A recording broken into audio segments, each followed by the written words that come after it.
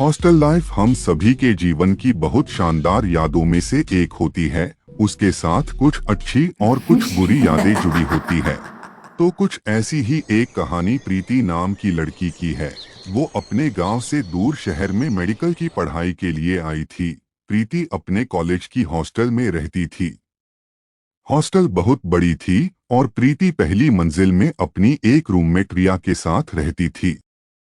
फिर एक बार किसी वजह से बिजली चली गई और गर्मी भी बहुत हो रही थी। इसी वजह से प्रीति और रिया दोनों को नींद नहीं आ रही थी और यही हाल हॉस्टल की सभी लड़कियों का था। तो हॉस्टल की कुछ लड़कियां टेरेस पर जाने लगी। ऐसे करते सभी लड़कियां टेरेस पे ठंडी हवा खाने के लिए या सोने के लिए जाने लगी। तो रिया ने भी प्रीति से कहा, चलना, हम भी टेरेस पर जाते हैं। सभी लड़कियां वहीं पर है तो बातें करेंगे और वहां गर्मी भी कम लगेगी। तो प्रीति भी मान जाती है। वो दोनों टेरेस की ओर जाने लगे। और एक बात यह कि गर्ल्स हॉस्टल की ठीक पीछे कॉलेज की अस्पताल थी। तो अस्पताल का पीछे का हिस्सा सीढ़ियों से जाते वक्त वहां रखी खिड़की से दिखता था। तो रिया तो मोबाइल में लगी हुई थी, इसीलिए उसका ध्यान नहीं गया, पर प्रीति उस खिड़की में देख लेती है। और उसने जो देखा वो देखकर प्रीति वही खड़ी की खड़ी रह गई।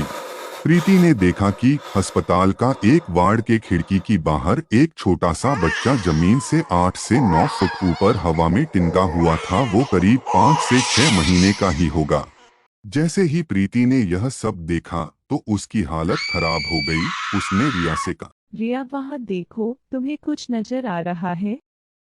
रिया खिड़की में से देखती है और उसने भी वही सब देखा।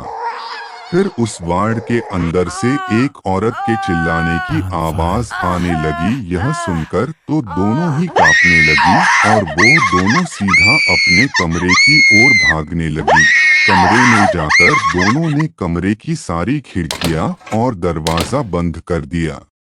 प्रीति तो अभी भी डरी हुई थी। उसका पूरा बदन कांपने लगा था।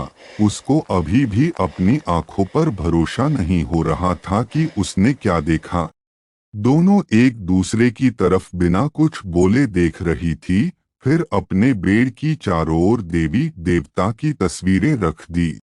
दोनों एक ही बेड पर लेट गई। फिर रिया तो सो गई, पर प्रीति अभी भी जगी हुई थी। वो खिड़की दरवाजे की ओर ही देख रही थी कि वो बच्चा वहां ना आ जाए। प्रीति आंख बंद करती तो वो बच्चा नजर आता। वो आंख खोल देती। फिर सुबह हुई। रिया जैसे ही नींद से उठी तो उसने देखा कि प्रीति अभी भी डरी हुई थी। उसने प्रीति को संभाला। प्रीति इतनी ज्यादा डरी हुई थी कि वो पूरी रात सो नहीं पाई। फिर वो दोनों कॉलेज में गए, पर प्रीति रात में घटी घटना को ही सोच रही थी। वो जब भी खिड़की की ओर देखती तो उसको बच्चे की याद आती।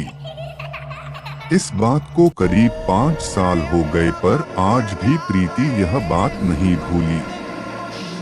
ऐसी ही डरावनी कहानियां देखने के लिए हमारे चैनल नाइटमेयर डोमेन को सब्सक्राइब करें।